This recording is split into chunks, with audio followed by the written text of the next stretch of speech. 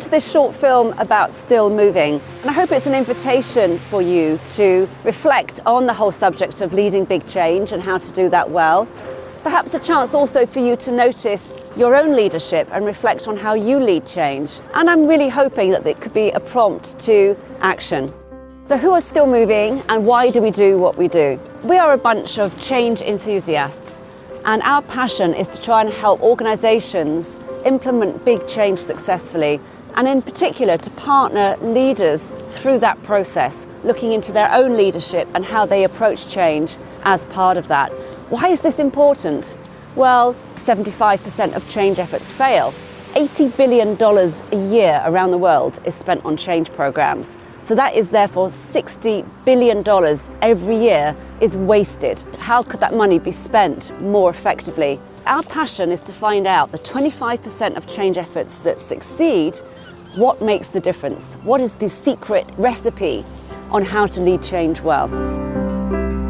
That's why we're called Still Moving, because our research has shown that true movement, really going to a different place, starts in becoming still, slowing down, hitting the pause button to really notice one's routines, to notice the world around you and how it's changing. So movement starts in stillness, and that includes looking at your own leadership as part of that. So Anna, thank you so much for joining us on this film today about Still Moving and how to lead big change well. It's great to see you. It's a pleasure to be here. Thank you for the invitation.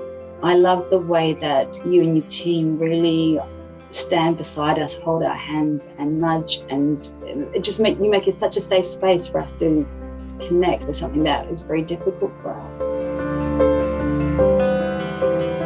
When you're trying to move forward and it's really sticky or intractable, to move backwards first, or to always go back to foundational story, founders, that would just come before trying to move forwards. And there's something in that backwards movement, again, creates the capacity to look forwards. I think even just having the awareness of when I was getting frustrated and taking a step back from it and recognising, to your point, that this is just giving me more data on how to navigate and where we might need to adjust the path somewhat. It's been working with Still Moving that I've actually found, now I'm working with people who kind of intuitively, or more than intuitively, have actually invested in and researched some of this stuff, and therefore can really add value and wisdom. For me, Still Moving is the place to go to if you want to ignite change, if you want to start something with a bigger group, in contrary to enforce change or to bring change. But for me, to ignite is really the key word.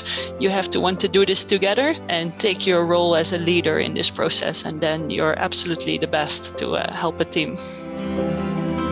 We believe that over 20 years now, 4 rounds of research, we have really cracked the code of how to lead change successfully. It's called our Change Vitality Cone, and it all starts with your inner state. So change starts with becoming still, paying attention to what's inside you, and from that you can then tune into the world outside you, and by doing that, you can then bring about change. And also, no change comes without a price.